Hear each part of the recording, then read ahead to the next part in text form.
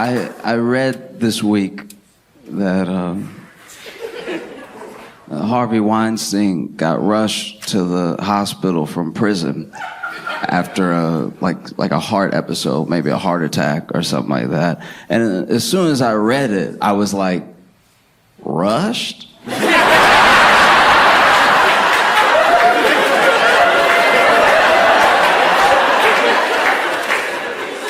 Do they not know? Oh, you can take your time with Harvey. You don't gotta run any red lights for Harvey. You don't need to put the siren on, just making turns like you.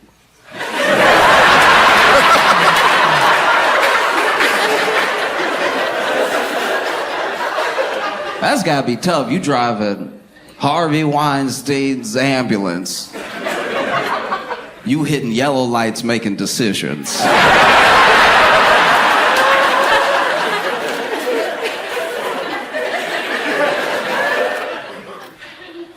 Turns a little bit yellow, we wouldn't have made it.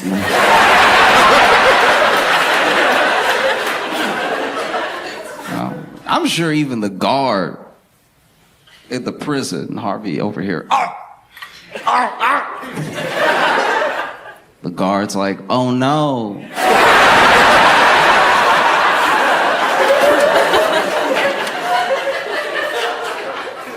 Don't. That's a tough one too, because like I was thinking about it, because I was thinking about it from as many angles as possible, because it's not just he's the person that's part of the headline, but there are lots of people around him in this situation. You got to think about the people at the hospital. You know, you go to the ER, you got a real bad headache, and then they run in with Harvey Weinstein. Just having a heart attack, and you're like, but y'all still gonna get me first, right? Like this hurts really bad. Can we? Or maybe you're not a patient. Maybe you're a surgeon. Imagine, because we don't know what happened exactly. Just know that he has some sort of thing happen. What if that dude had to have like open heart surgery, you know? And I don't think he did. I think we would have heard about it. But let's say he had to have open heart surgery. Let's say you're a surgeon. You work at the hospital. You went to school. You studied hard. You learned everything that there was to learn about healing someone, especially someone in dire straits, someone who's really, really down to the wire, right? And you go to school, med school, maybe do some sort of residency. I don't know how it works, but you get hired by a hospital and you come into work on a random Tuesday. Checking into work and everything, about to sit at your desk, and somebody runs in, hey, you gotta come, quick. And then they pull you into an OR, and it's Harvey Weinstein on the table. And you're like, uh-oh. I'm like, hurry, you gotta save him. And you're like, gotta? I'm like, do I really? It's like, yeah, you took a Hippocratic oath to... I was like, yeah, but when they made us...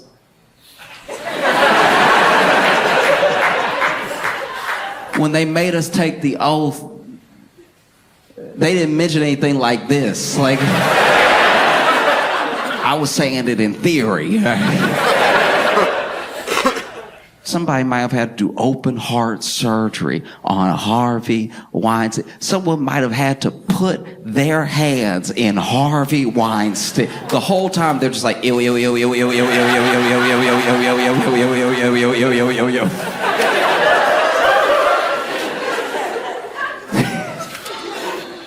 You know, it's insane. It's like, I couldn't get it off my mind too, because it's like everybody involved, you know?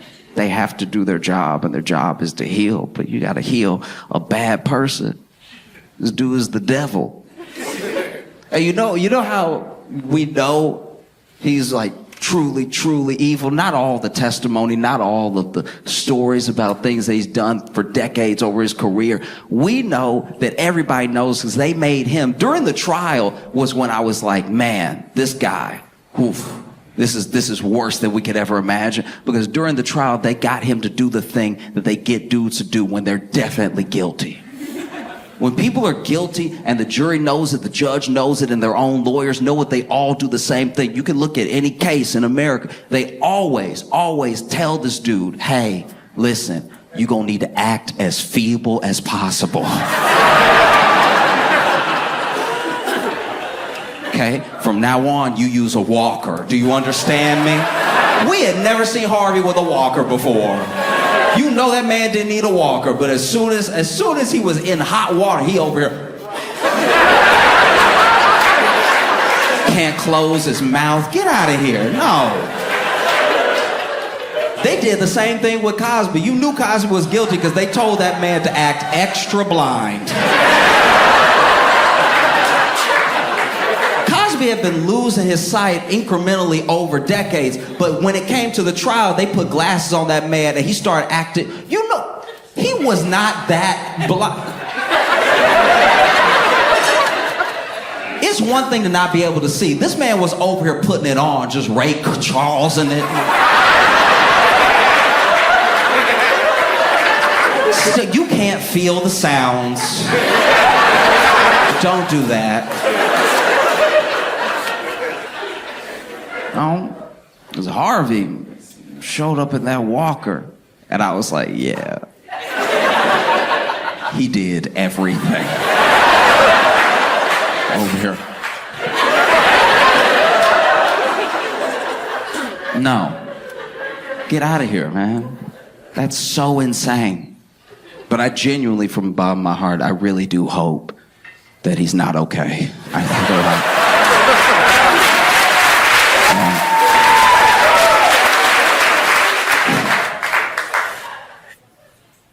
I can't judge anybody for not being great at their job because I've been bad at work before. I've had jobs where I look back and I'm like, they should have fired me. You know what I mean? Like I have a good attitude at work, so people, you know, they're like, oh, he's pleasant, so they let me keep coming in. But there were some times, okay. I worked for a very, very short period of time at this like storage unit place. They only gave me a couple hours because I was terrible, right? But I would be late, and I would be so late that you know that level of late where you know you need an excuse? And it has to be good. It has to be great. Like you're so late that now... First 10 minutes of late, you can blame traffic, right? Next 10 minutes of late, now you got to blame kids, a sick pet. You know what I mean? Something. After 30, someone has to be dead. After 30, you have to be brave for showing up. You know what I mean? You have to win them over again and be like, hey, look, you know, my whole family...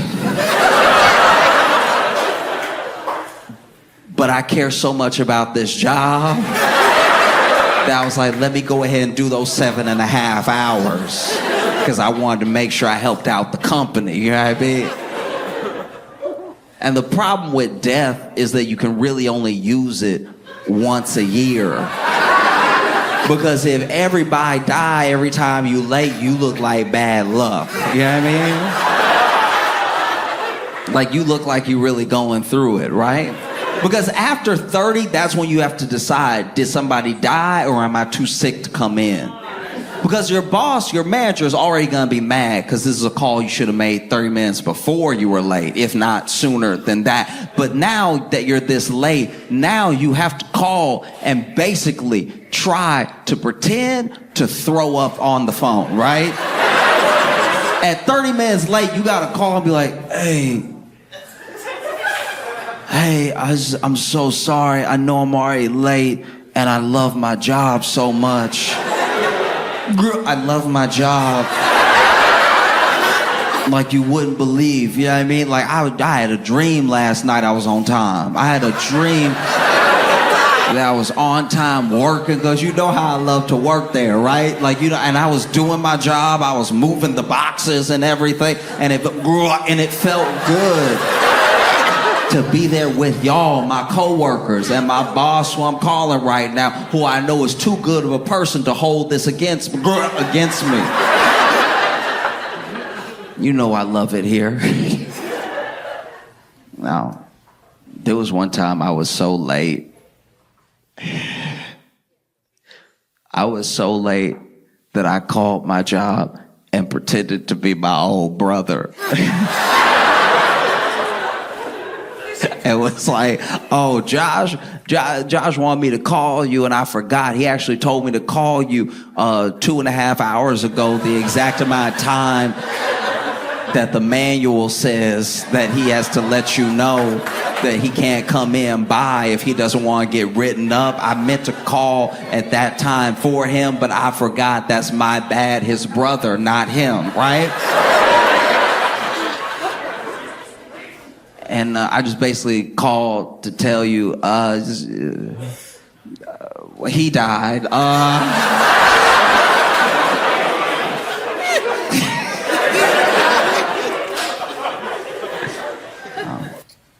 I used to struggle, but now I think I've accepted like how out of control I am of how I'm perceived as a person, right? Like I don't really get to decide. You can try to like maintain an image, and you can try to like curate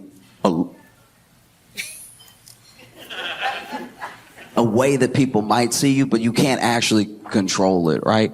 And one like optic I've never been able to fully control is like giving off like hardcore man. You know what I mean? Like just like, oh, that's a man right there, right?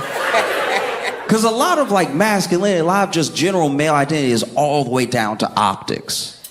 You know? It used to be a bunch of things that made you a man, you know? And some of those things were literally just judged by things that women couldn't do.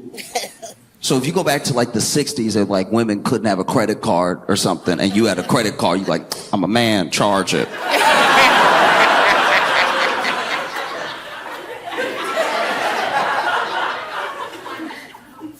But as women made more strides and the need for a man became less in like women's lives, the whole of what it meant to seem like or be a man started to narrow, and it's narrowed down now to the point of like aesthetics, like just general optics, right? And I know I don't give those off. And not in a self-deprecating way, just in like a true, if I'm being myself, they don't come across. Like I was on a date and I could tell I didn't come off as like that man for her because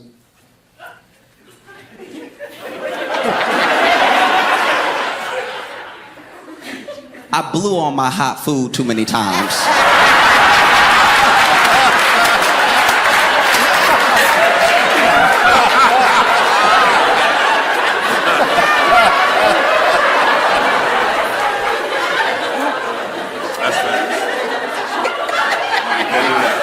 From the time you're a child, your parents tell you to blow on that food because it's hot. You don't want to burn your mouth, right? And I decided a long time ago that I was as close to done as possible to doing like dumb stuff just to look like a man. I was either gonna like be a man in that moment or I wasn't. I was just gonna be honest with myself. I wasn't gonna take a hot bite and then juggle it in the back of my throat. Take a pipe and hot bite of lasagna and then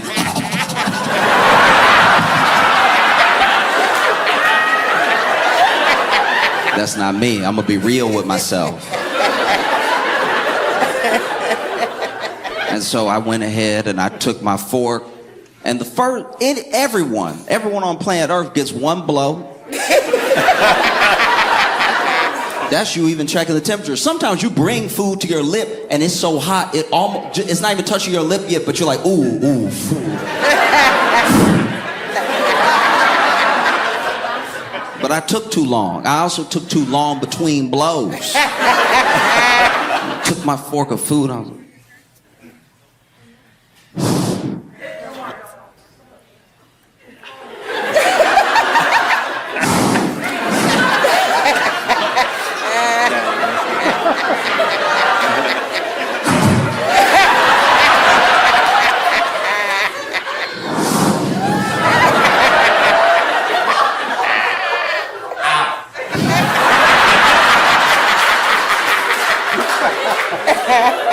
doesn't hit right, you know what I mean? There's not just one thing. There's lots of things that I do. Like I also,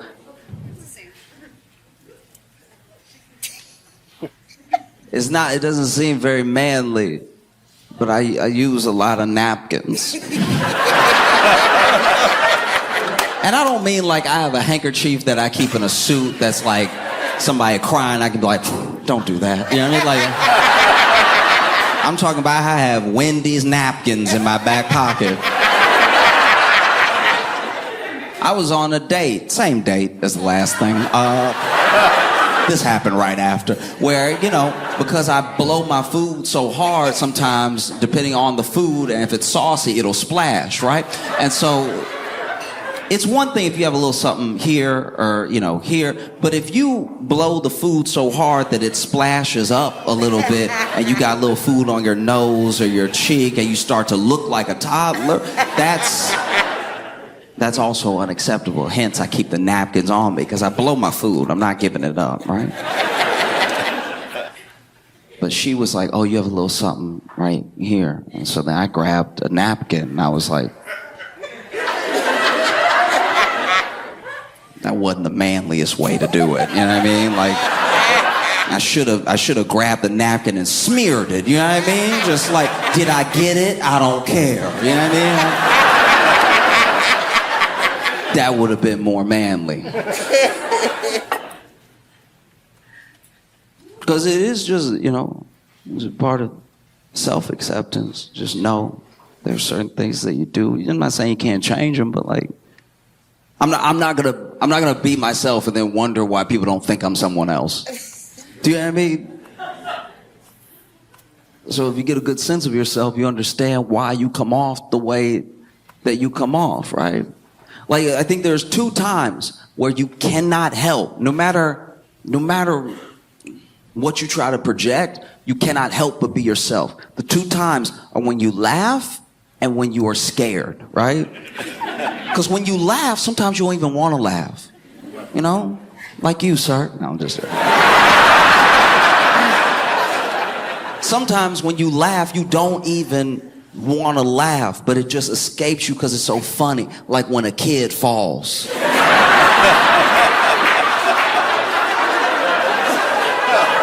It's not always funny, but sometimes it's very funny. They fall so stupid. Like it's like, why is his leg up there like that? Like, do they have bones? Like, what's happening? And so you laugh, and then sometimes the laugh escapes, and you can't even control the way that it comes out. It's funny, you know. Same way with fear. You know, sometimes you get scared. You don't mean to get scared. We would all like to not be scared, right? But sometimes you're fearful, and when the fear escapes you, your reaction, that is who you are. You know? I'll give you an example. I was at my buddy's house one time, and my buddy doesn't have a good house. No, I told him this to his face before. I'm like, you're in a bad situation. You need to improve your life and yourself, all right? Because he is in a bachelor pad with 3 other dudes, and they keep it, whatever you imagining, that's what it looked like, right? So it's not good. There's whole rags on the floor nobody will claim. I'm like, y'all can't live like this. And so he was having an argument with his roommate, and they were really having it out, which was awkward because I was over there to watch a movie that was now paused.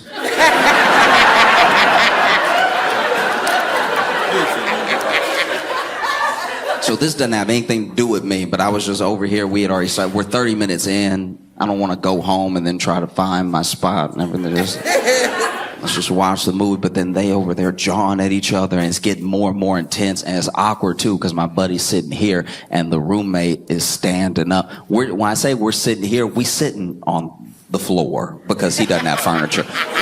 It's not a good house. And so we're sitting on the floor, and so then I'm getting yelled over because he's yelling at him, but then he's standing over us. And so I feel like I'm in trouble too. And I'm like, I just want to watch the movie.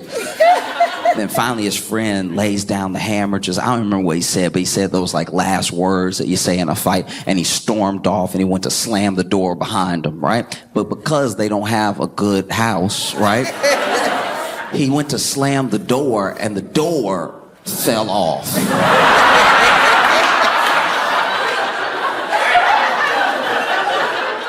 Even badly built homes have good hinges. There's no reason for the whole door to fall off. And so this is what happened. I knew he was going to slam the door because I was looking at him when he was walking away, because I was like, okay, I can unpause it, right? So when he slammed the door, that was a loud noise that I saw coming, right? Boom. That's fine. Doesn't scare me. But I had turned my head and I had hit play, and the door, the way the hinges decided to give out was incrementally, right? And so the door didn't just fall right off. It just sort of slowly started to fall hinge by hinge until it slammed down, right? But this is a loud noise that I wasn't expecting. So then the door fell and it made that whip sound, you know, like when you just drop a book on its face, and I'm not proud of it. But when I get scared enough,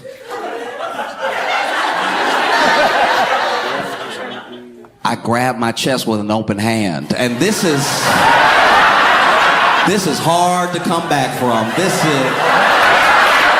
This right here, people don't play games with this. This is bona fide bitch right here. If you do this and you don't want people to see it, you gotta go kill everybody who saw it. Because people will tell people that you did that. This is not the hand gesture of someone who's like, man, I'll kick your ass. That's never said doing this. This is the look of someone that goes to Trader Joe's and says, what do you mean you're out of peach jam?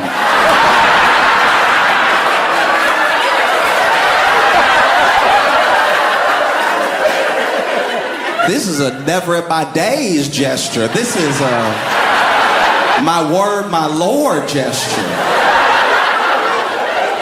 This ain't what you do when the ops start shooting. This is... I'm over here grabbing a robe I'm not wearing, right?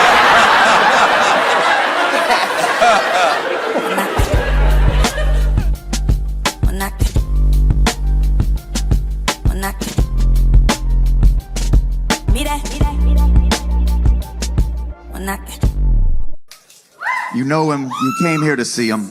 Y'all go crazy. Josh Johnson is here, everybody.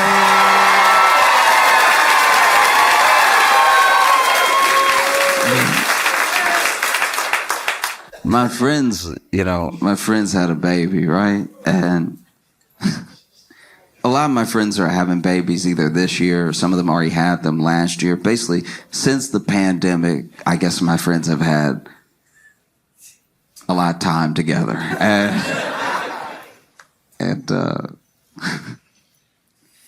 Okay. Basically, I met one of my friend's babies, and I could tell that I was the baby's, like, first black person. Like, I could tell. It was just so apparent. It was like, as soon as we looked at each other, he was like, he went through all of the emotions at one time. Like, because when they rolled him over and he looked at me, he was like, oh.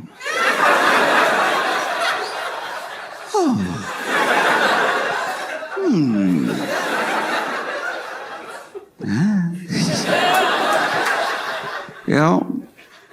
And it was an odd feeling. I didn't even bring it up. I could just tell. You know what I mean? Like, I could feel it. And look, I'm not even saying it's the baby's fault. The baby got a white family.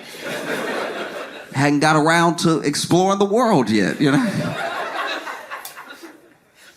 I was the baby's first black person, and it made me think about, I don't know if I fully remember the real first time, but I kind of remember what I at least think was me meeting my first white person. It's very important that the day before this happened, I was at like a family picnic, right?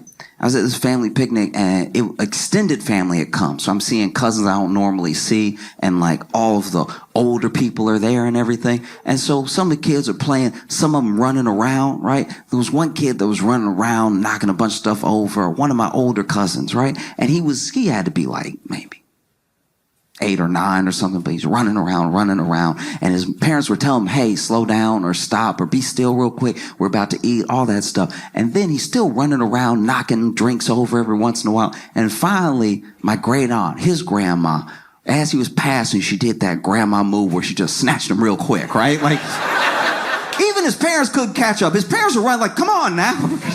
She was like, pow, like it was incredible. She snatched the little arm and stopped him right there. And then she looked at him and he looked at her. And then she said through her teeth, so you know she meant it, right?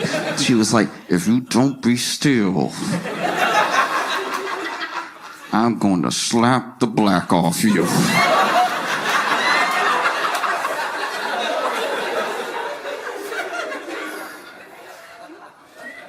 So the next day,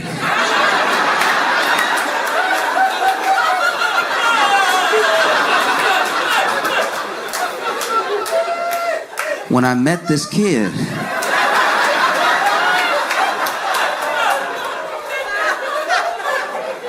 all I could think was, it can happen.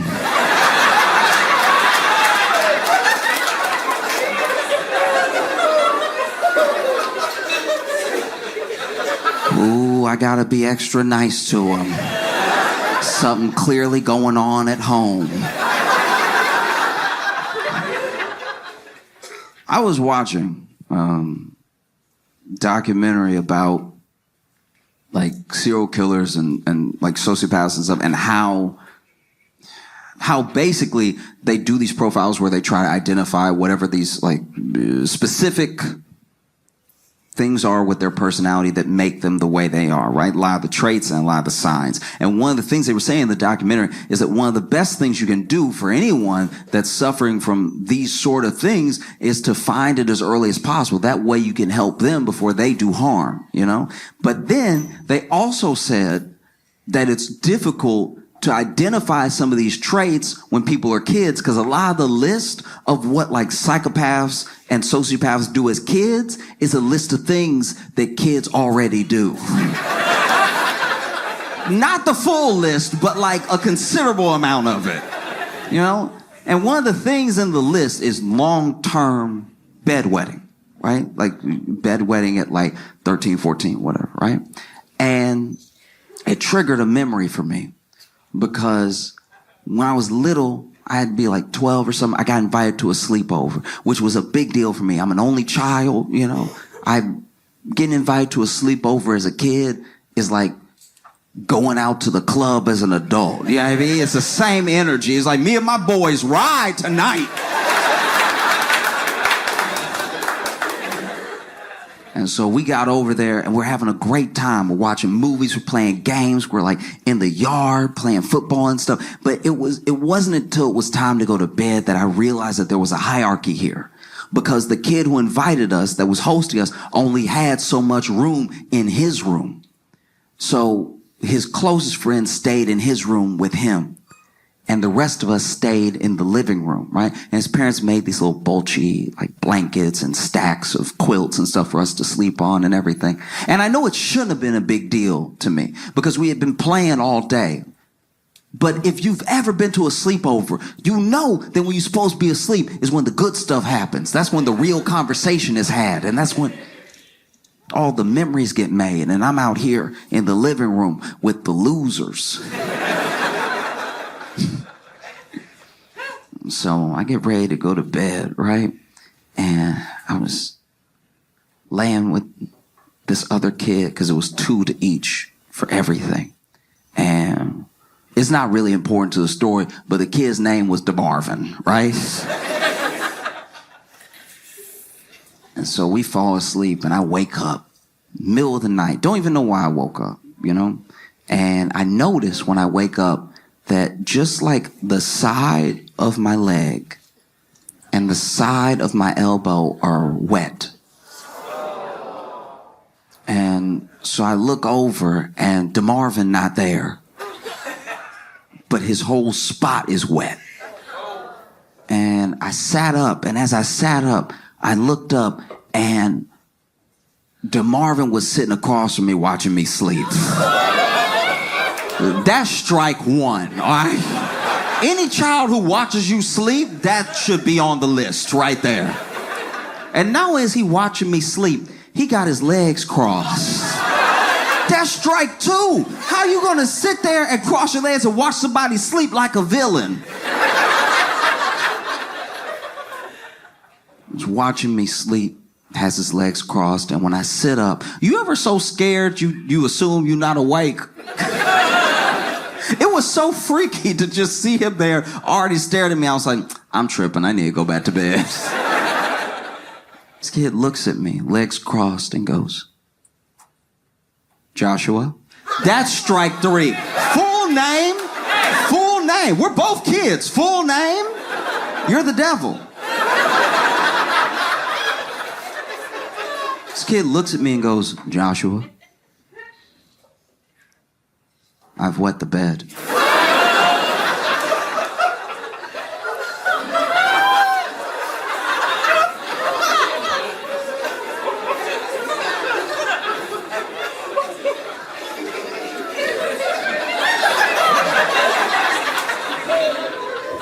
But I'm gonna tell everyone it was you.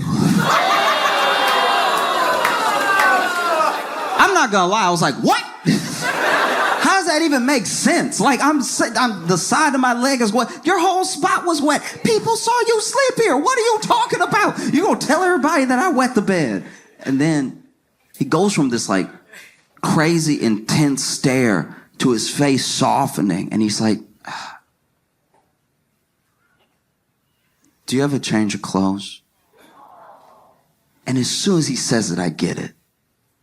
As soon as that kid says that, I fully understand. Because that's gotta be terrifying. You know, you're at a sleepover, maybe you don't get invited to many, and you wet the bed? You're around a bunch of 12-year-old boys and you wet the bed. You'll never live it down. Wetting the bed at a sleepover at 12 is like wetting the bed when you go out clubbing with your boys. It's like, you killing the whole vibe right now. I knew we shouldn't have invited Jerry. He wetting the bed. Can't handle his liquor at all. So as soon as he said it, I got it. I really did. I understood. I was like, dang, that's tough, right? I don't know what I would do. I wet the bed. I'm trying to make friends with other kids. I'm a living room kid as well, so I'm already a loser. And then I wet the bed. I wouldn't live it down. And so I looked at him. I was like, man, I'm sorry. I'm so sorry. I only have the clothes that I have. I don't have any extra clothes. And then he goes, oh, okay. And I don't know where he got it from, but as soon as he said okay, he grabbed a cup of water and he threw it on me, right?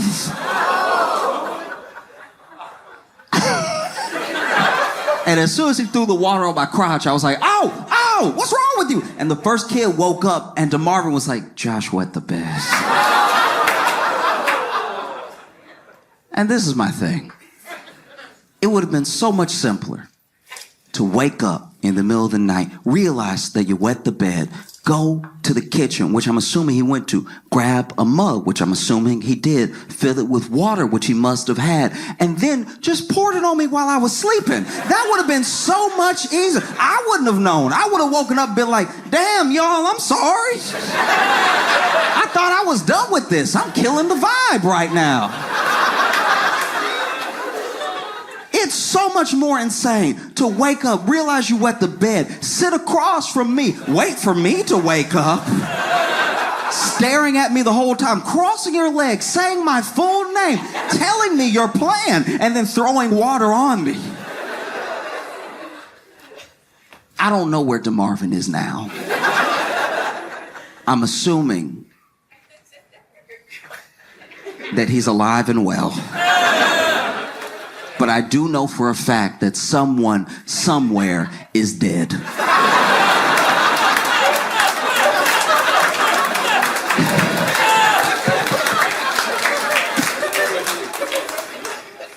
My other friends had kids in like 2022, 2023 and stuff. So then their kids are like at that age where they're like over a year old. They're basically at that age where you keep still saying like months. You know what I'm talking about? Like nobody can just say like 1.2. I don't know, it's just as accurate, you know what I mean? Don't make me do the math. Because anything past 12, but I know 12 months is a year, right? I know 18 months, year and a half. Once you hit me with a 27 months, I'm like,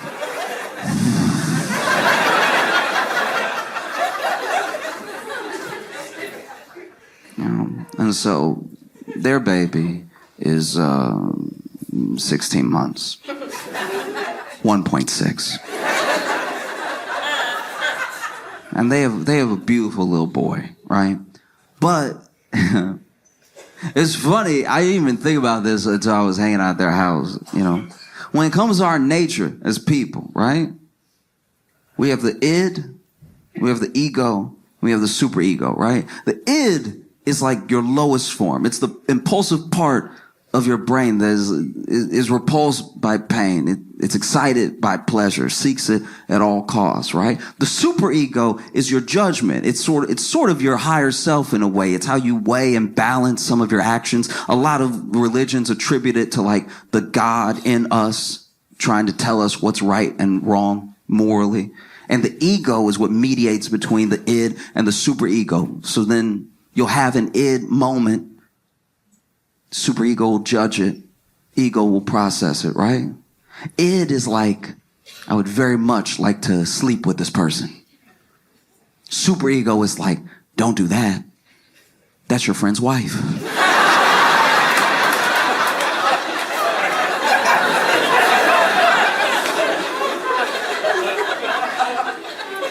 And then ego is like, but she's so hot. Didn't say this was all going to be a good person, right? But it's interesting being around babies because babies are all like cave person. They're all id. They're not weighing anything yet. It's just, I would like to do that. I'd like to not do that. They're not thinking about the bigger picture, right? There was one point where my friend sat her baby down in his little seat, right? And she laid her coffee on the counter, right? And then she had to go grab something else. And as soon as she laid the coffee down on the counter, the baby looked at the coffee. And you could tell, and I don't know why I do this, but I always give babies in my head, I always give them deep voices when they're thinking, right? Because I saw the baby look at the cup and was like, the coffee is in the cup. But what if it wasn't?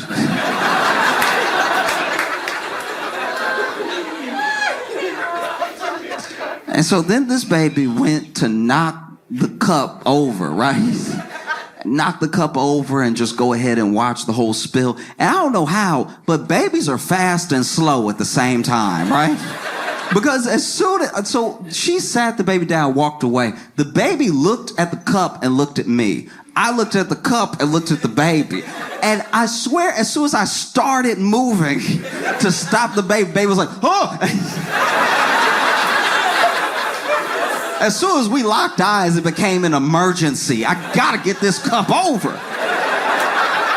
I have full legs. I was running at this baby. I was running at the baby to stop him from knocking off the coffee so hard that I was scared I wouldn't stop. I was scared I was gonna take out the coffee and the baby, right?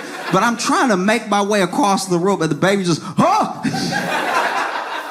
And right as he slapped the cup of coffee over, I got to him and I pulled him up and away from the coffee and he was just looking at me, Like, look at me in my eyes, you know? And he didn't say anything, but you could tell he was thinking, I win.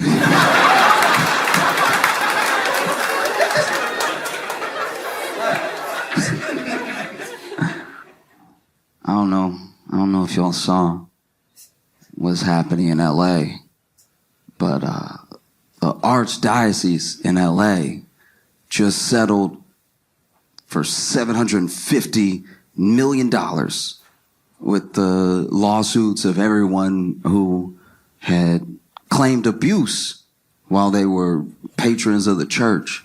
$750 million. I think 800 million when you count in some other stuff. That brings the Catholic Church's total payout to 1.5 billion. Anyone else would be closed.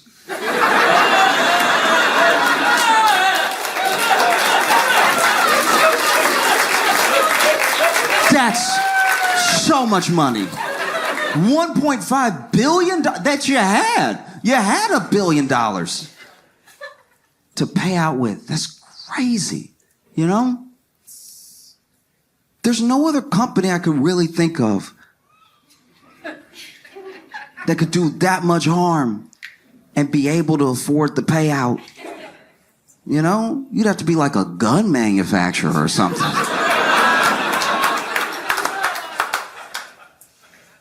It's so jarring, you know? I think that's what really bothers me about it. It's like there's the payout. And anytime someone has to pay, even if it hurts a little to pay, if they had the money, it feels like less justice. Because they had it. You know? You gotta make them pay a number that they genuinely don't know. I don't know if we can do. Good, that's exactly how much I want. You know, $1.5 billion worth of damage that you also admit you did. You know, this isn't like hush money. This is a settlement where everybody knows what happened and everybody knows how you handled it. You know, that's so jarring. And it makes you, how can that not affect your faith? You know what I mean? You went to this place. This is supposed to be the safest place in the world. This is supposed to be the place where you like lay down every burden, not pick up extra. Do you know what I mean? I don't even know where you go from here. It's beyond PR. You can't be like, but we also donate a lot to. I don't know if I want you around anybody right now. That's my thing. I don't even just care about the money. I'm glad that they had to pay, and I'm glad that, you know, survivors are getting something for all those years of trauma, all those years of therapy, all those years of like trying to navigate the world and people looking at you like it must be you. If you're dealing with something all day, it does not escape your mind, and you can't even hold down a job because the way that people are around you affects everything that you do. I'm glad that they have something in return from that, you know, because you can't undo what's been done, right? But like who's in jail? Is anybody in jail? We always forget that jail would be better. Do you know what I mean? I'm sure that that's what they want, but it takes so long to get justice. Half of the monsters are like dead. And then the other half are like still alive, but then there's like statute of limitations, which I don't know. I don't fully understand statute of limitations because I understand that it's constitutional to have a fair and speedy trial, right? But we don't seem to do that either. You know what I mean? Like if Young Thug's trial can last 75 years, why can't you be like, you too? Get over here. I know it was a long time ago. Doesn't change the fact that you did it. You know? That's what's so painful about it too, you know, because then it affects you whether you know it or not, whether you're, you know, like Christian, Catholic, whatever. You try to tell somebody about Jesus and they're like, oh, I've heard. Do you know what I mean? It's a burden that we all carry. It's a weight that like is inescapable. And it happened to, in a way it happened to all of us. Obviously not in direct enough of a way that I'm like claiming some victimhood or anything, but it also, you yourself might trust this person that you find out is a monster, which then makes you question everything this person said to you. Maybe they didn't do anything to you, but they did something so horrific to someone else that you're like, how can that person that did those things be right about what happens when you die? Like, I know the two seem like they don't have anything to do with each other, but they are so directly related because this person is basically telling you the keys to a good life, the keys to being a good person, and the keys to salvation. And then you realize that they were dangling those keys over someone else to keep their silence, right? That's too heavy, you know? I don't even know where you would go from here, because nothing that is said by anyone in the church seems to fill the void that the church has created, both between people and themselves and between the people who had harm done to them and the way to redemption. It's just so far, you know? And the people writing now, the people who write for the church, the people who are the spokespeople, the people that we see, they don't have it like that really. Like they're like when they say their words, it doesn't hit like the Bible hit. There's no thous that can bridge the gap that's been created, right? There's no ye's that make me feel better. You know? Because I don't know. What is the truth taught by a liar? Do you know what I mean? Even if you really believe, you believe it from the bottom of your heart, this guy, this Weinstein is going to be the guy who spreads the word? That seems short-sighted. And then how they handled it too, because they handled it like the mob would handle it. You know? They didn't look at those people, those patrons, those souls that they have a responsibility to, that they took up the responsibility to. No, I personally don't know anyone who was made to go to seminary. Everybody there is a volunteer, you know? And so you'd find out. Sometimes it was the priests themselves telling their superior, I got a problem, right? And the superior was like, we'll get you out of town. That was the move for a long time. It's why so much damage was done, you know? If your toilet is broken, you get it out the house. You don't move it to another family's house to ruin their life. Do you see what I mean? You know what I mean? And it's just, I don't know. I know I kind of like land on this thing a lot. And so maybe I'm doing the point a disservice, you know? Because a part of me hopes against hope that I don't care how it happens. I want everything that those priests were teaching to be real, right? I want it to be the truth. So that way we all know in our hearts that there's a hell.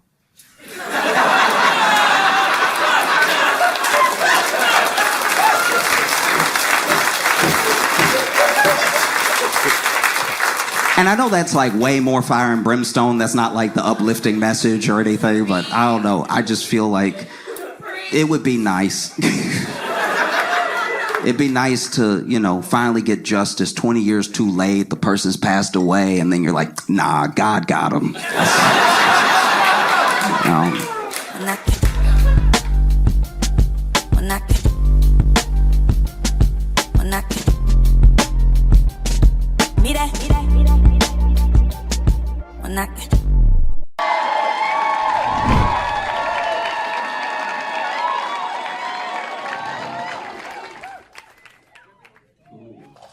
I don't know if y'all saw that Harvey Weinstein's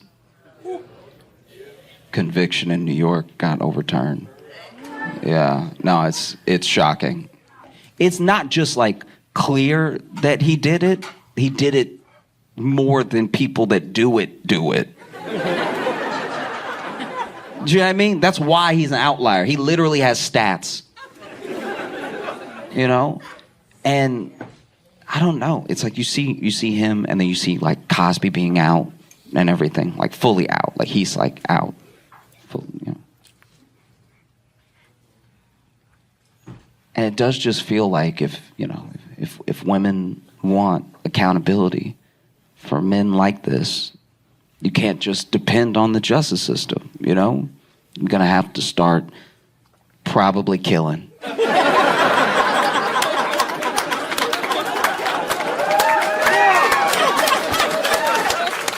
I really don't see any other way. Like, I'm like, I have a vested interest in you not killing. I'm a man. But still, I don't know. It just seems like there's no way around it. You know what I mean? Like, and honestly, if you did start killing, right? If you started killing a lot of the bad ones, then you could probably believe us when we say we're the good ones. Like, I'm alive. Isn't that proof? None of the women have killed me. You might have a gash on the arm or something, but that's just, had to keep you in line. No. I think you probably gonna have to do it. I really don't see any other way. Because people talk about patriarchy and everything, and sure, I understand, but you also have to remember that, like, as men, we're not all friends. I'm also scared of dangerous men. You know what I mean? And it's because they kill. So then if y'all kill too, that's really the only way to equality. You know what I mean? Like, that's... in a sad but, like, poetic way, that's... Because even if y'all started killing indiscriminately, you couldn't do worse than men.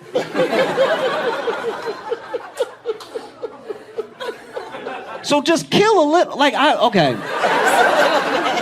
I feel like y'all aren't rolling with what I'm saying. And that's fine. That's fine. This is a new idea for me too.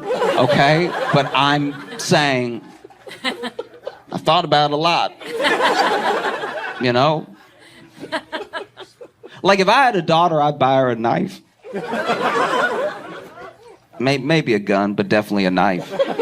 Because a knife, you can think about it. You know what I mean? Guns are too easy to be like, oops. You know, much harder to miss with a knife. You meant to poke who you poked, you know. I don't know. Because I think that as I say this, it sounds crazy, obviously. And that's good because it means that you're all, like, productive members of society and stuff. But, like, but when you really think about it, that's the score, right? Like alpha things are usually just being the most dangerous person around. That's why when they tell you when you go to jail, find the biggest dude and punch him in the nose like a shark or whatever they say. But, like,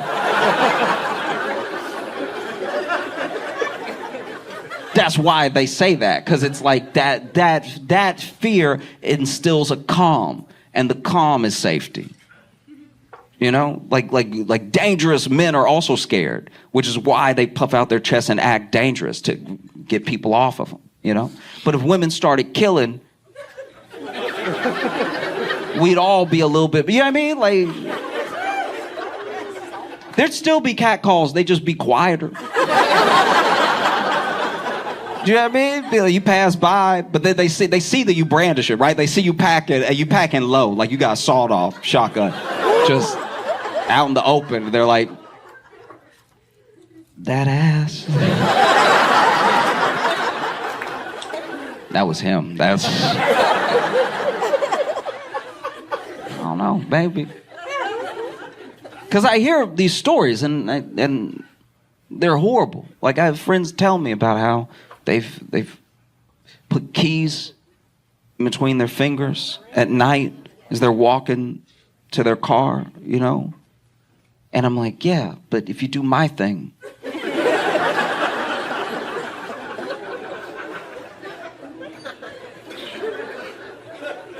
Y'all are acting like I'm being unreasonable and I'm trying to help. I've read a lot of history books. I'm just telling you what's going to work.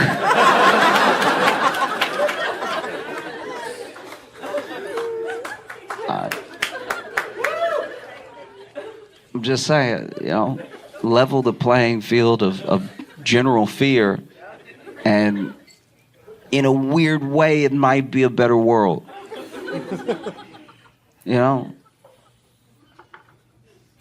Maybe it could work, like if you do it for long enough, it changes whole attitudes of like an entire culture of everyone, because then they'll be like, yeah, she might kill, like who knows, she might be a crazy one that kills, But let's say the word is out that women kill now, and they kill as much as men, right? Now when you go in your boss's office and you close the door behind you and you ask for a raise,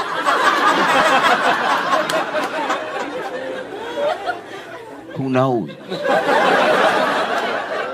Maybe you kill. Or even just, if the word gets around that women are really out here killing indiscriminately, crazy stuff, right? Because the way women do kill, I want to be clear about that. Women kill a lot, actually. They just do it to like people who they know, who they think deserve it. I'm talking about like killing across the board. Killing because you upset, you know what I mean?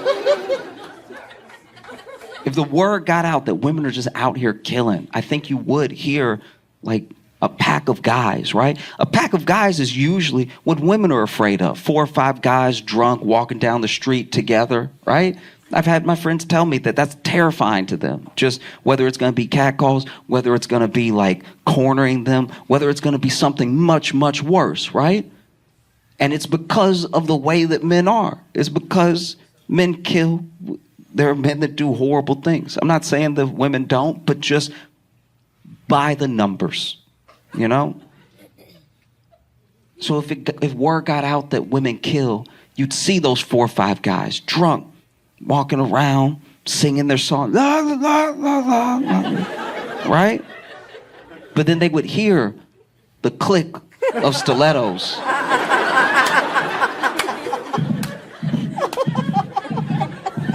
They look at each other like, bro, run!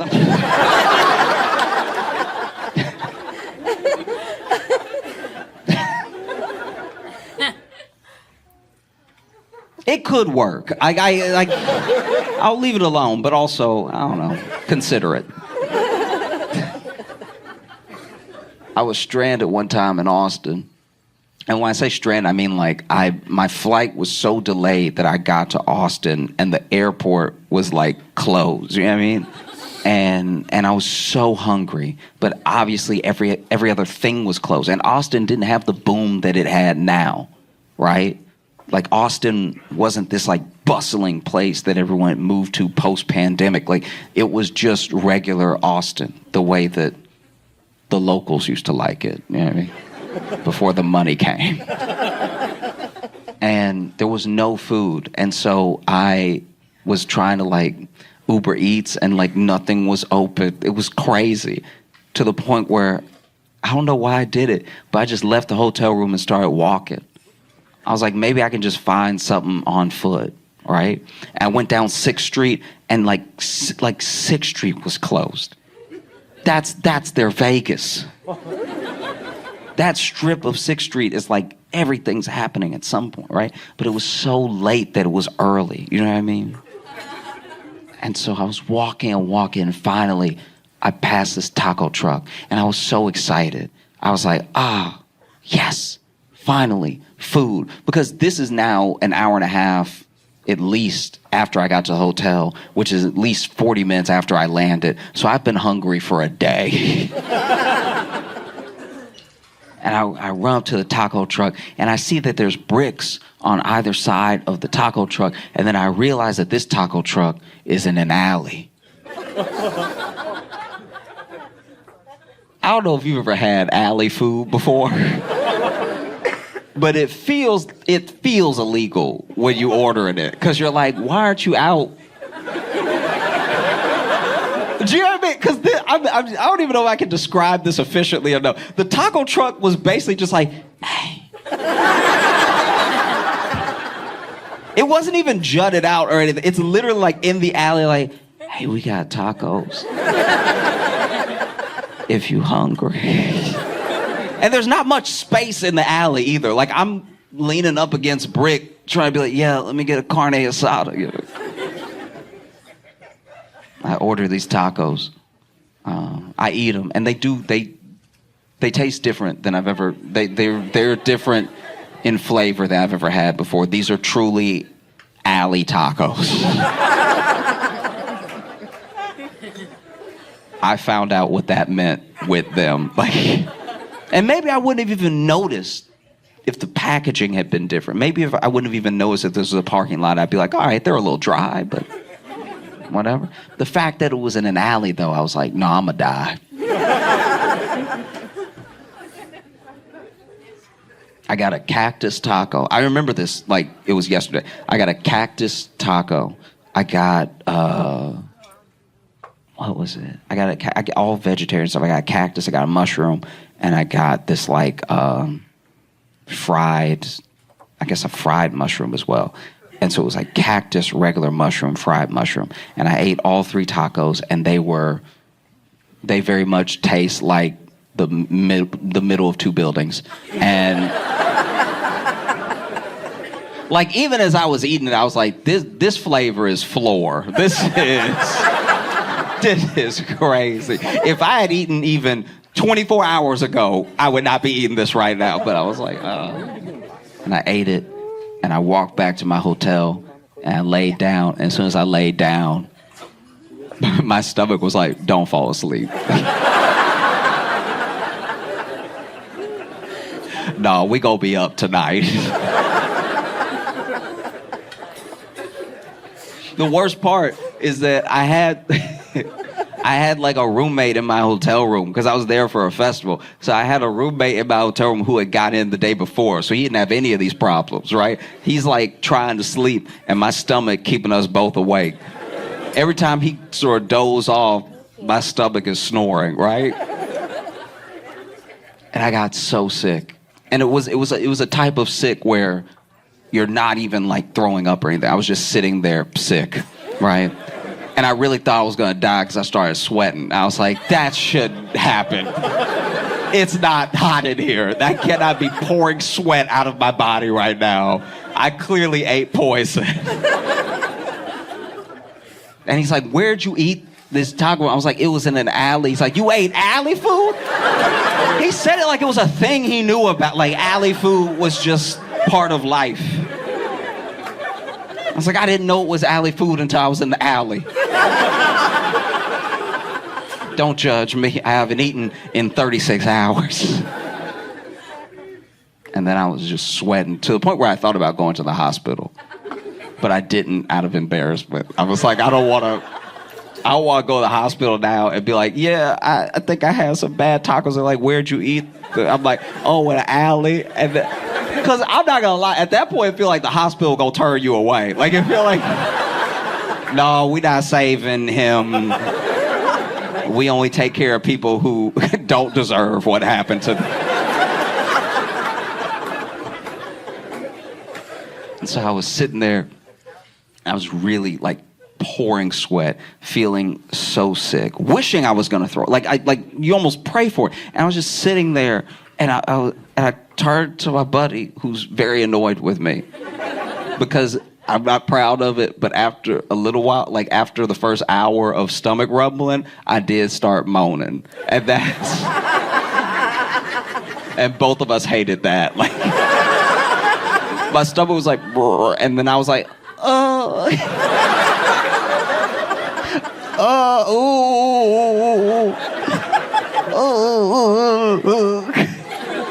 It was like I was crying, but no tears were coming out. And so I turned to him. I was like, I think I'm gonna die. And under his breath, he's like, just please do it soon. Like, whatever you're gonna do, please just get it out of the way. And I told him, I was like, if I get sick tonight and I die, if anybody asks what happened, tell him I got shot. Like,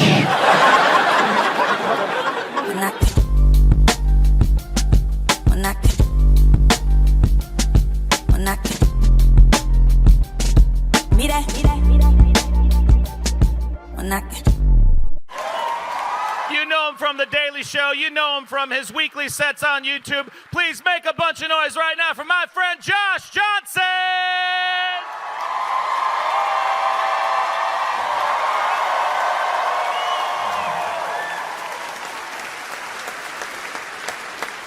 I think that the gift that someone gives you says a lot about who they think you are. I was given a gift by a friend, and I could tell that he hadn't given gifts to people who weren't like in his immediate family or people he was dating, you know? Because there are some people, they're very good at giving gifts. They have a real talent. It's an impeccable, like uncanny way that they can just tell what you need or what you'd really enjoy, and they get you that exact thing without you even having to say it. And then there are men. And so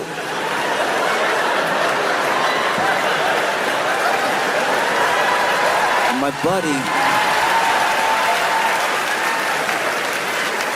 buddy got me a gift. Usually when you give someone a gift, they're like family or it's a special occasion. You know you're gonna have to get them a gift, right? It's rare, especially as you get older, to make a friend and become close enough that you need to get them a gift. That's like a barrier that some people just don't. Like if you're a coworker and y'all have been hanging out outside of work and everything, and then Christmas comes around, you're like, you know what? Let me get my coworker, let me get my buddy a Christmas gift. You don't have to. They may not be expecting it, but someone has to like make that jump first. And my friend got me a gift, and you could tell I was the first person outside of like family or a girlfriend that he had to get a gift for, because he got me socks. And when I say socks, understand, I mean a pair.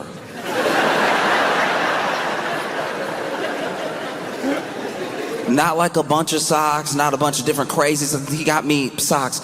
And I don't know what that says about me. I don't know what that says he thinks about, because I've never been around him barefoot. I've never given the indication that socks is what I'm missing. I've never been in sandals around him.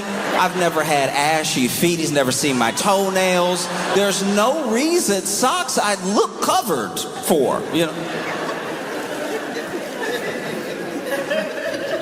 And so he got me these socks, and if you're gonna give somebody, as a gift, if you're gonna give somebody socks, just hand them to them.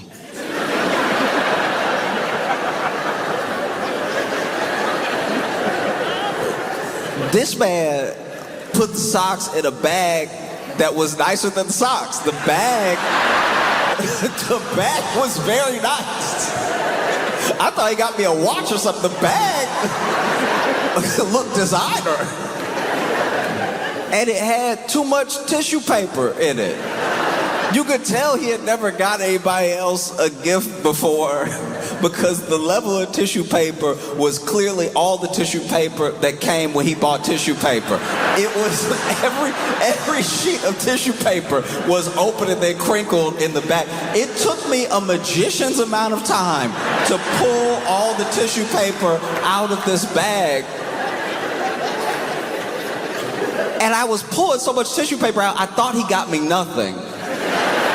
That would have been better and funny. That would have been dope if at the end I pull out tissue paper and he's like, ah, you know what I mean? Instead, I pull out the last piece of tissue paper, and at the bottom, flat, is socks.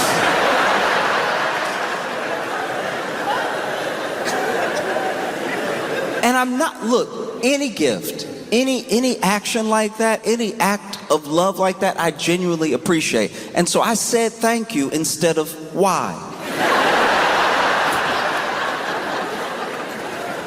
I could have said why. I was thinking why. But I said thank you, right? And inspected the socks a little bit, and there was something amiss because it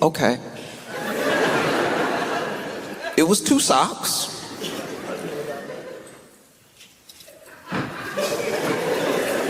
But one sock had an R on it.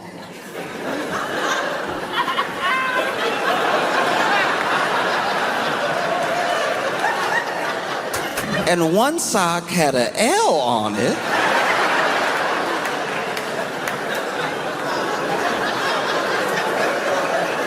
And these, for the final time, weren't novelty socks. They weren't like a cool designer thing. The R and the L looked written. So,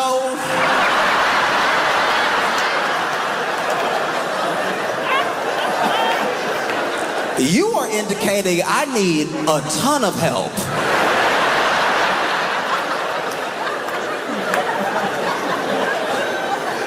I don't know what I have done or said around this man to be given a sock with an R on it and a sock with an L on it, because when they make socks, they leave it up to you.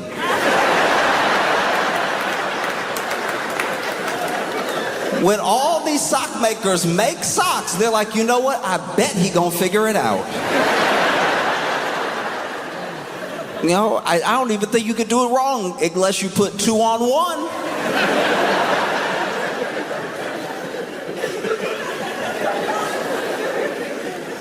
He gave me a sock with an R and a sock with an L, and had the absolute audacity to smile at me and nod, waiting for his thank you like a little kid.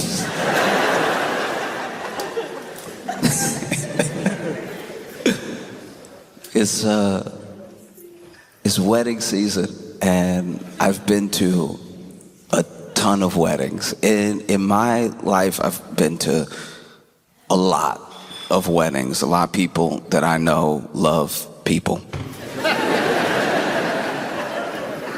And I will say, outside, the only like good weddings I've been to are my girlfriend's friends and some of my family. Anytime it's my friend getting married, it is a disaster in one way or another. Weddings already make me nervous. Weddings make me very, very nervous sometimes because I want everything to go well for them. You know, I get nervous for the bride and the groom. Not even that I think that they're gonna mess up, they're gonna do anything. I just want it to be, you spend so much money on a day like this. You want it to be perfect, you know? And it's 2 people that love each other, that made a moment for everyone that they love to be there together. I want it to go perfect for them. And I've been to plenty of beautiful weddings. Truly amazing weddings. But there are a few aspects of every wedding where things could go wrong. You know, this is where you're starting to spin some plates, make sure everything's on. The ceremony, right? A lot of people do the ceremony different by culture, sometimes just different by personality. So there's a lot of different things in there that you have to be on top of. Do you have a wedding planner? Do you not have a wedding planner? Whatever it is, there's so many details, you know? Vows. There was okay. I think it's beautiful when people write their own vows. I do. I think it's very sweet because it's very easy to go up there, you know, and just do what you're quote unquote supposed to do. I'm not saying there's any right or wrong way to do it, but people clearly put some specific thought into what they wanted to say. And I think that for them, that's amazing, you know, because every relationship is different. Some people need to say some extra stuff on top of the baseline stuff, just to make sure, okay, but in front of everybody.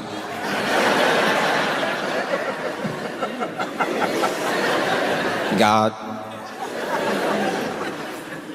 And I've been to plenty of weddings where people write their own vows, and it shows the relationship that they've built over the time that they were together, engaged, everything, and it shows what's important to them specifically in this relationship.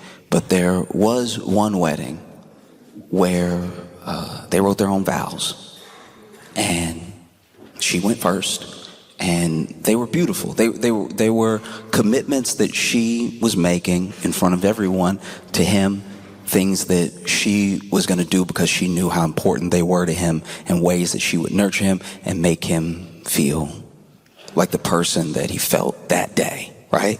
We're going to keep this moment forever. And he also had some beautiful, beautiful vows, commitments that he was making to her, that he wanted her to understand he would keep until the day that he died. The only problem is he wrapped them.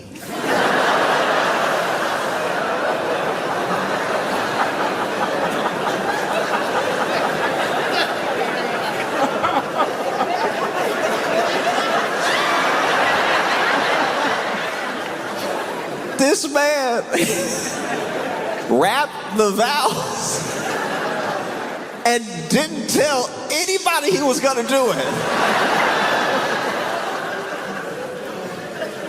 This man wrapped the vows, and even the pastor was like,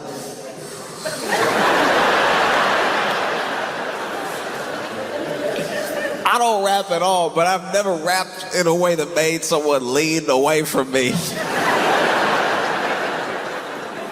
Also, just throwing this out there, if you're gonna rap at all, like if you're gonna rap, like, cause there was no beat. He just went full 8 Mile last verse with it. And if you're gonna go a cappella, just start rapping. This man kicked it off with a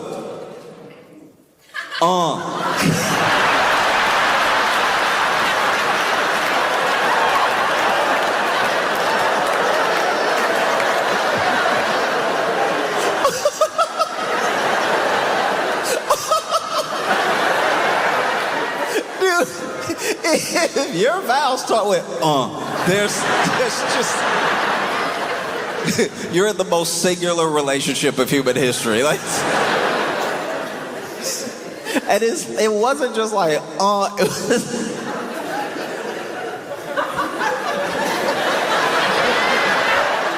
never start rapping like you about to double dutch. This man over here.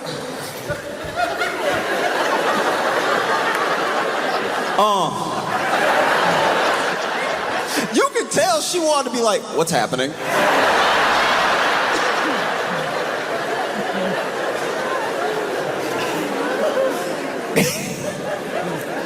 She is probably watching them just praying it's a stroke. Like, that's... A stroke would at least mean everybody gonna feel bad for you. We can come back later, do this whole thing again. This man over here...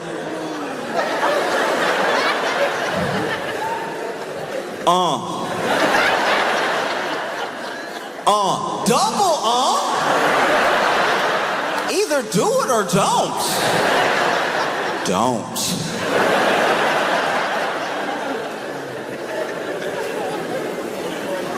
This man rapped his vows, and they were a couple pages long.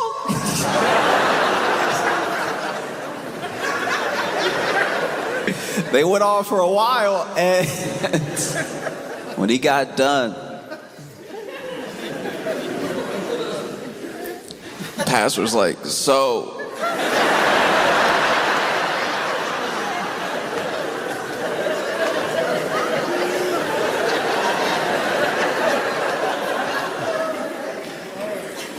do you take...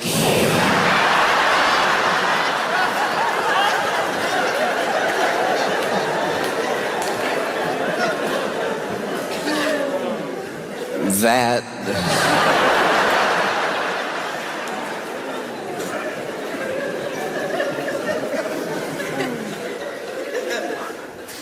And she said no. And...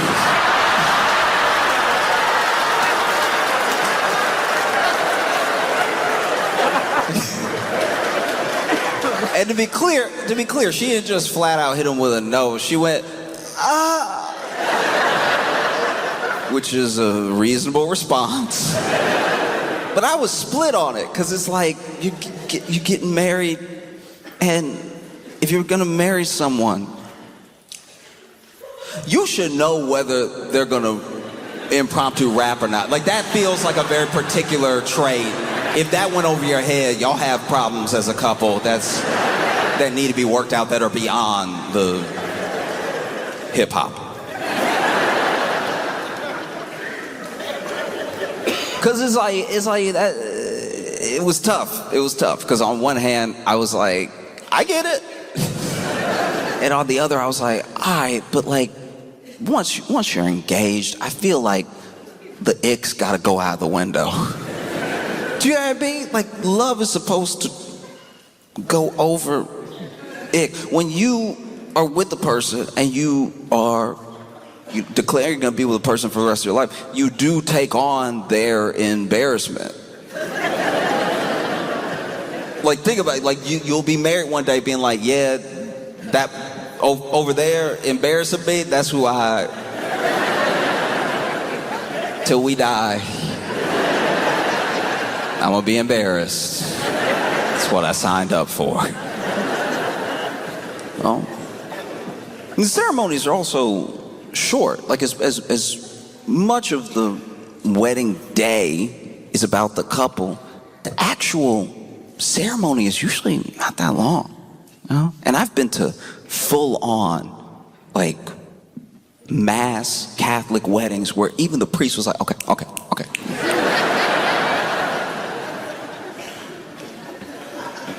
But there's just so many different things that could go off the rails, you know? There's that moment in a lot of weddings, especially when you do the traditional vows, traditional reading and everything, where they say, if anyone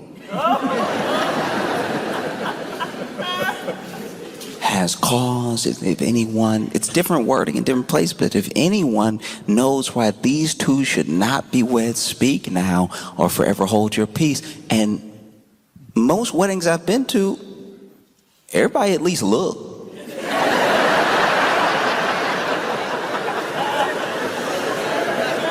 I'm not saying they look because they don't believe in the couple. I think they look to see if there's drama is about to occur.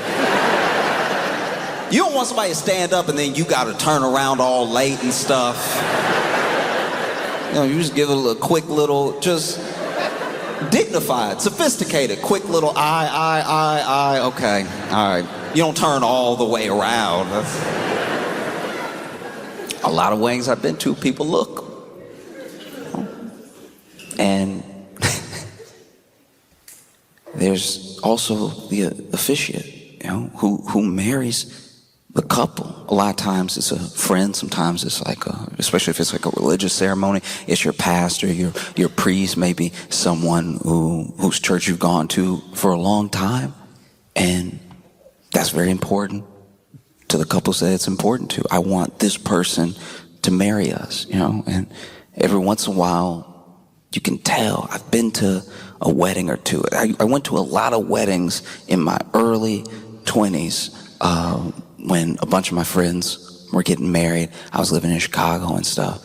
And I would go to the wedding thinking like, wow, I'm over here by myself. They've already got life figured out. They picked their life partner already. We're like 22. This is wild, you know? And I remember one time I got off work. I got the one day off work, so I had to miss the rehearsal dinner. And so I took a bus the next day, and being like 20 something, I didn't think it through. And so I just was like, let me go ahead. I'm gonna barely make it to the wedding as is. Let me go ahead and be dressed on the bus. And so I get on the bus, and the bus's air conditioner is broken.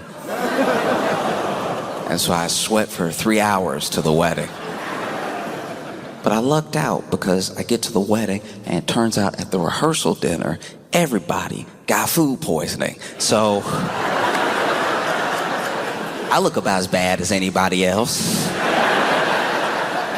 We're all sweating. And the pastor officiating the wedding clearly was like the worst off, you know. Everybody clearly had like a little bit of an upset stomach and like, you know, sweat some of it out and everything. Some people looked a little green and stuff. But the pastor was fighting to get through this ceremony, and they want a ceremony at a church, and so he has to do a whole sermon that's attached to like getting them to the vows, right?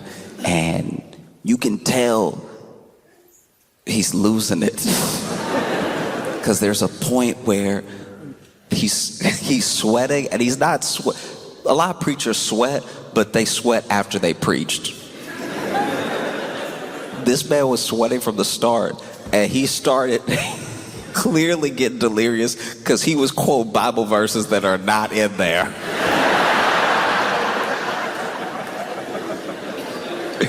He's over here talking about like the 5th book of Corinthians, and I'm like, nah, dog. I think you see in double. I think you see in extra Roman numerals in that Bible. You need to sit down and deliver some of this sermon. And every once in a while you could tell he was like feeling himself like he was breaking it for a second. And he'd be like, because God, and then anytime he tried to get like real preacher with it, you could tell he was like, uh-oh.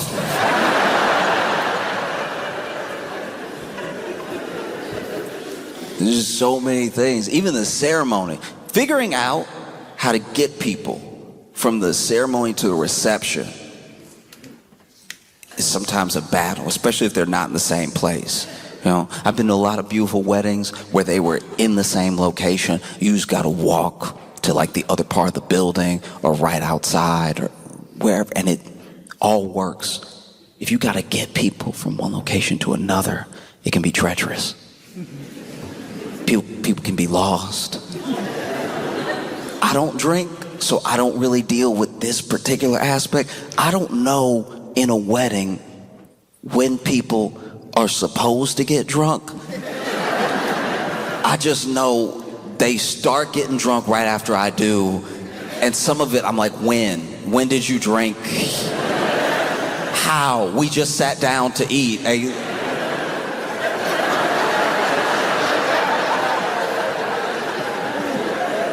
How? And there's the dancing. The dance, one of my favorite things. Okay, I've been invited to a lot of my white friends' weddings, and what I love,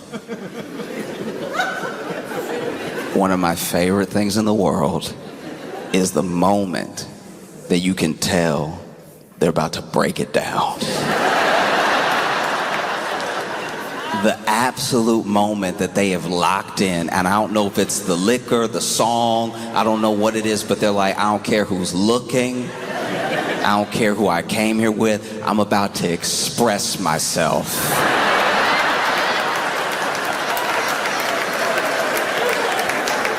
Everywhere.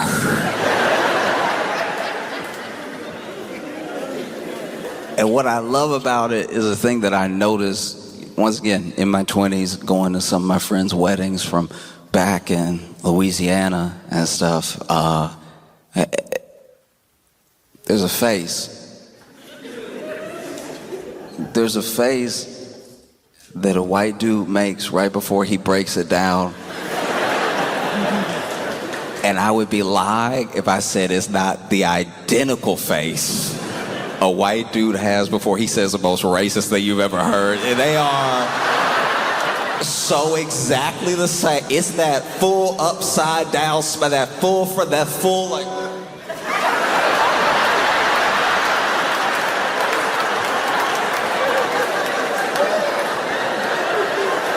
This is the face that a white dude makes before he Dougies is the same face that was outside of every school that was getting integrated, all right? is a face like no other. You know there is so much joy. When a white man makes this face, he's either about to do the worst thing possible or the best thing he's ever done.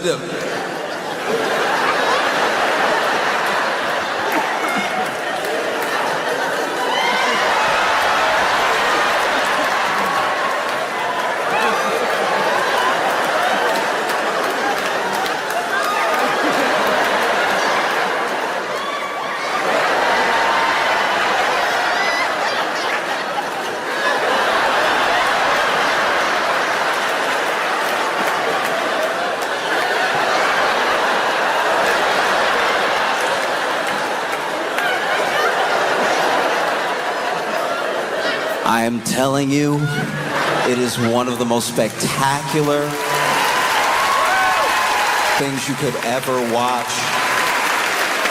because it is coming from a place so pure. I don't know how many drinks it takes. Some people it doesn't take a drink at all. Some people, that's just who they comes out. No? Then you have the reception, you have the speeches. And the speeches can be tricky. Most weddings, best man gives a speech, maid of honor gives a speech, maybe the parents, some family, he gives a speech.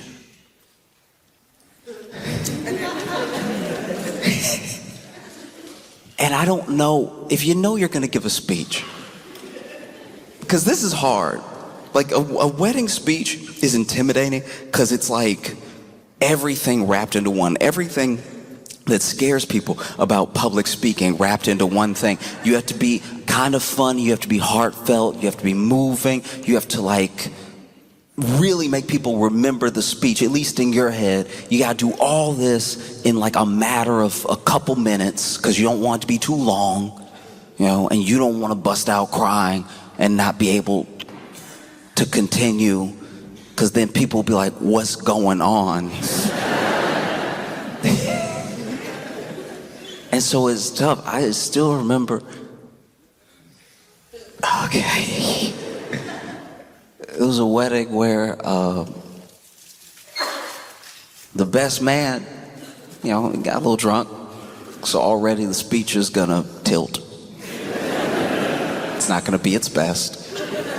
And he used the best man speech to pretty much profess his love for the groom, right?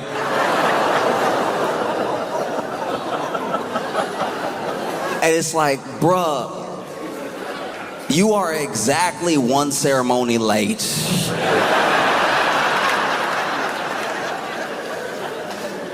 When they ask if anyone has any reason that these two should not be wed, it was kinda in case this happens. It was speak now or forever don't. Dude stand up there,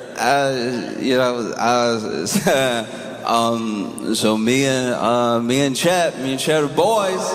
We boys, we always been boys. Chet's boys. And then Alyssa came, Alyssa came along and ruined it.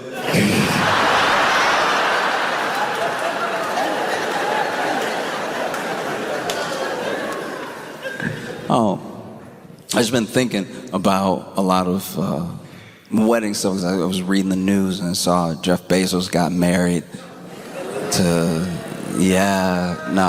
I know. He's not here.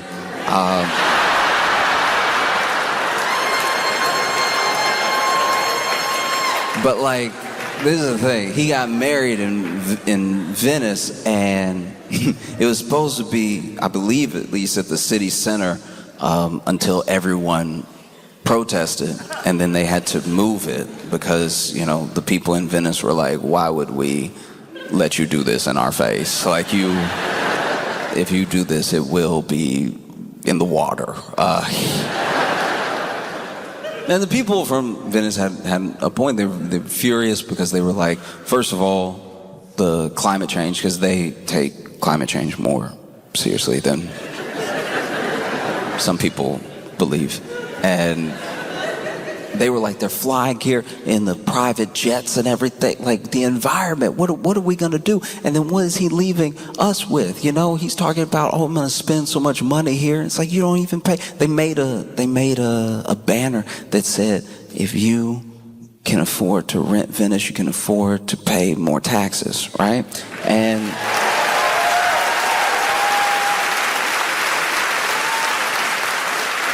And even more so than the sentiment of like the big banner was just that they used a really bad picture of him. And I don't know, I'm speaking as a sensitive person. If you got a bad enough picture of me, you really don't need to say anything else. Like that's, you got me good. No, I'm gonna think about it all day. Because apparently he spent $50 million on the wedding.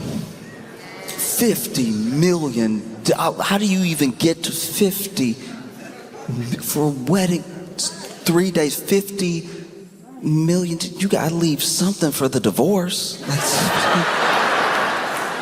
You spent $50 million knowing you cheat.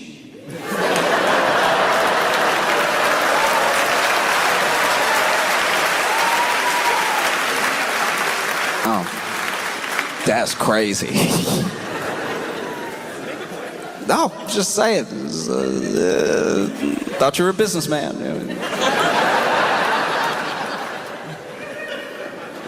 And I think a lot of people aren't even really upset about the wedding so much. There's obviously people that are annoyed by the tourism aspect. There are people who live in Venice. They're like, look, it's ruining our cities. Tourism is nice, it's good to make some money, but the way that people come here and what they turn our city into, it's like we're not a prop. You know, we're not a backdrop. We're real people that live here that get inconvenienced by the things that people do when they try to make our entire city about them. You know? And so they protested, and those protests at least worked to the degree that they weren't able to put on the wedding that they initially wanted to, which has made me really happy. I usually want everything to go well at a wedding when it comes to people that I know, maybe don't even know well, but there's just so much pressure that goes into it. I want that for them, and I've never wanted less of that for anyone than Jeff Bezos. Like, just the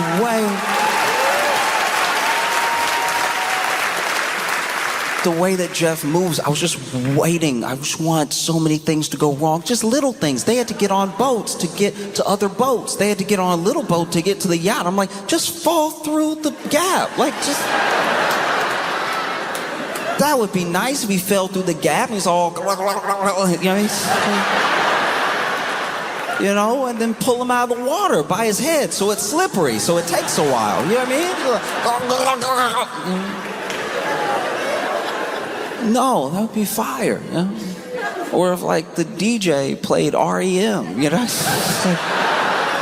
I just wanted one speech to just like ruin it, you know what I mean? Like one speech to be like, as everybody, hey,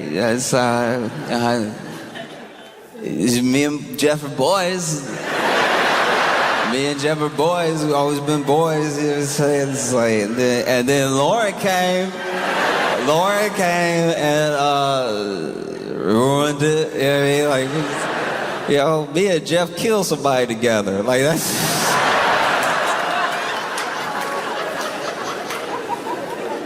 They'll never find a body, dog.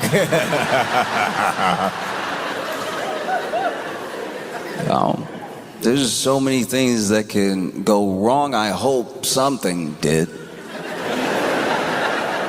No. I know it's not nice, but neither is he. You know, it's like at a certain point, you know, you look at Jeff Bezos as this former CEO of Amazon, and you'll get people who are like, he's not even the CEO anymore. Why is everybody so upset? It's like he's still the executive chairman, and the way that Amazon was run while he was a CEO, it's just a continuation of that thing. You know what I mean? It's still working people to the bone and then chucking them out as soon as you have a robot or an AI that can take their place while pretending that that's better for all of us. And then the environmental, pledges that they make, kind of like skirting around them or dropping them entirely. It's one of those things where if nothing else, if we don't have anything else but a voice to protest him having a good day, then I think as many people as possible should do that. You know what I mean? Like it's...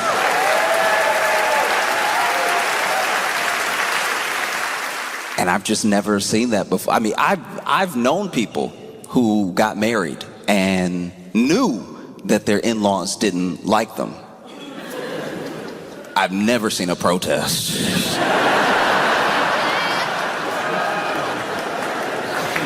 They say, speak now or forever hold your peace. And there's a whole group outside like, I have something to say.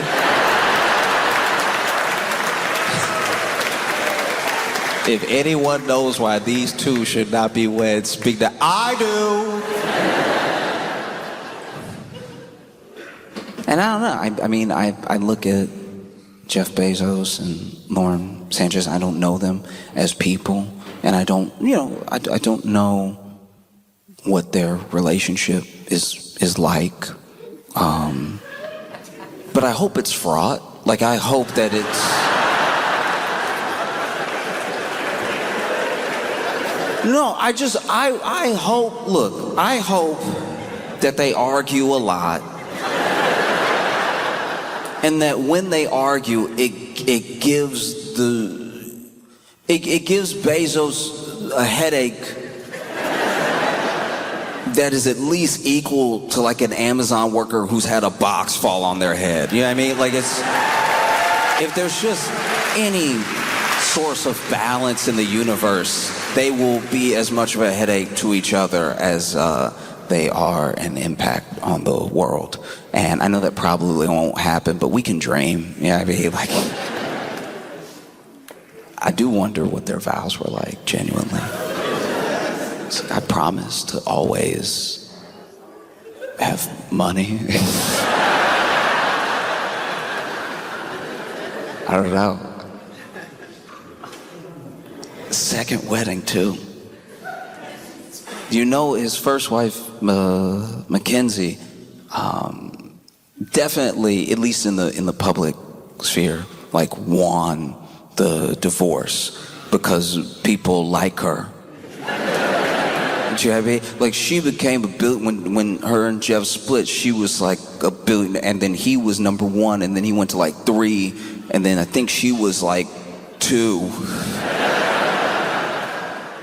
I don't know. I don't think that you are a bad person if you're a billionaire. Just probably, just more than likely, because the only ethical way to become a billionaire seems to be to divorce one. You know.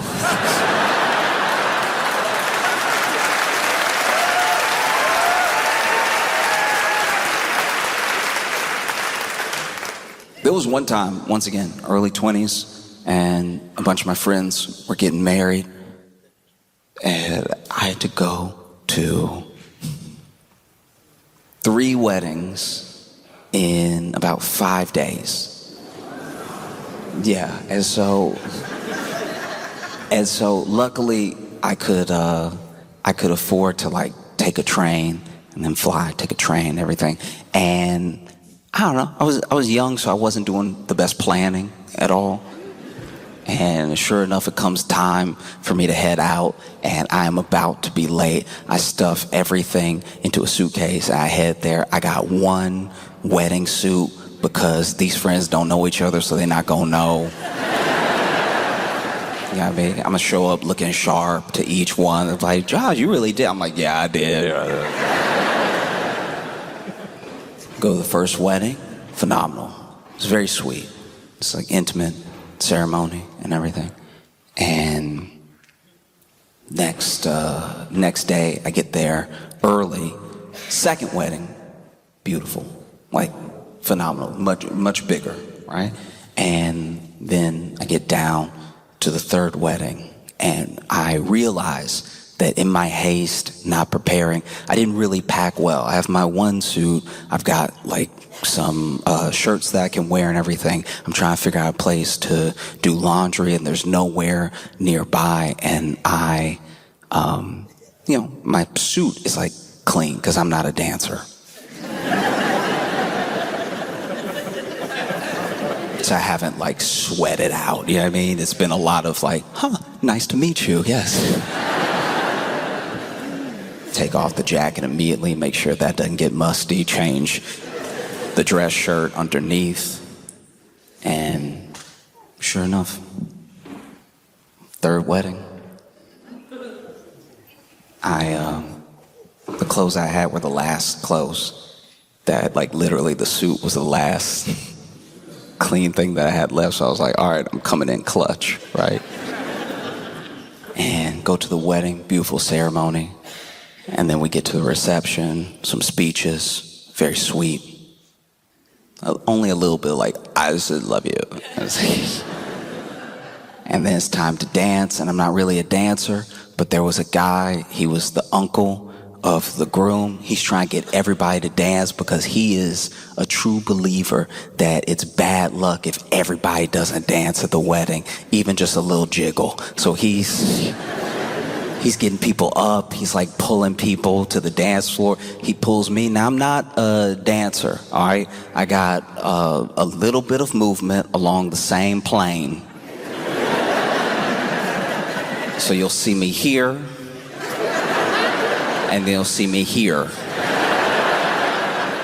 And there might potentially be a snap in between.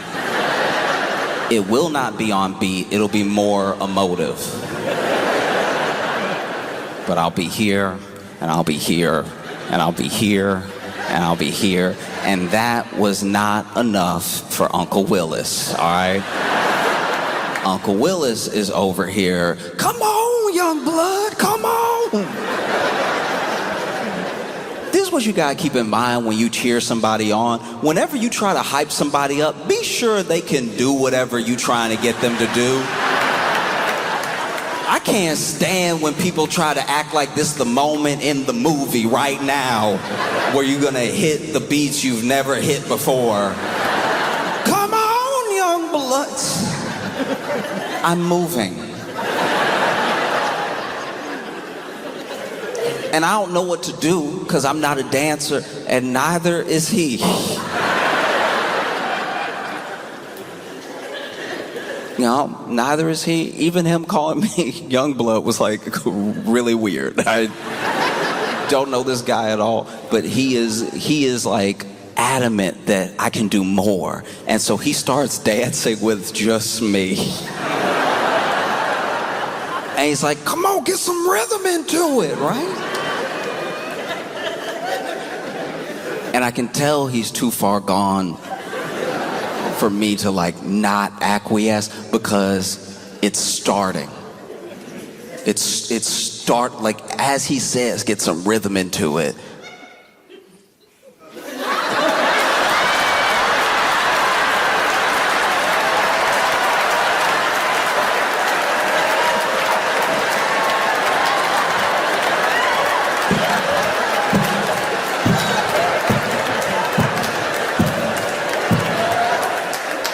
And this man starts grabbing my hands to just violently move with his violence. And I'm staying at the one of the two, I'm just doing it faster. I'm like, all right, then I think that's...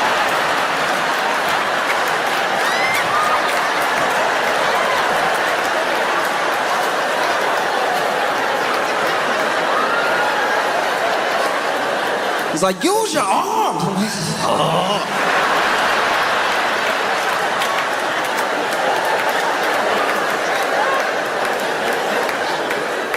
And then this man grabs my hand and whips me around. This man spun me.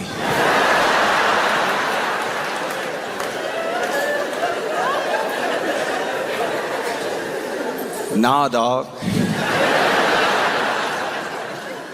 And he spun me when I was mid-stride. And so as he spun me, I rolled my ankle, right? And so I rolled my ankle, and it doesn't just hurt like I fell from standing up. It hurts a lot more. It's weird. It hurts so much. It hurts like I fell out of the sky. And so as soon as I fall, he sobers up almost immediately. He's like, oh no, young blood. I'm like, don't call me that. Where did you learn that? And then he helps me limp over to my seat at the table where I was eating, and I can feel my ankle swelling immediately. And so I didn't even think about it. I just kicked off my shoe so I could check my foot. And because I was down to the last clothes that I had, because of the timing that the gift was given,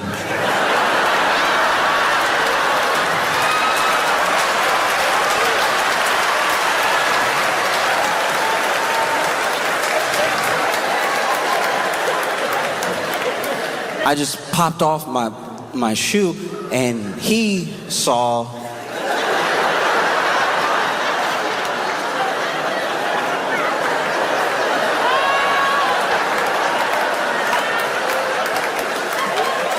an L on my left foot.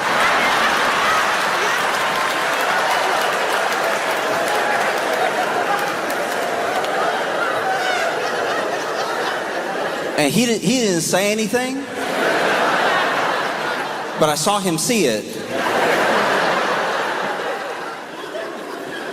And none of the other groomsmen said anything. But for the rest of the reception, they were all very nice to me.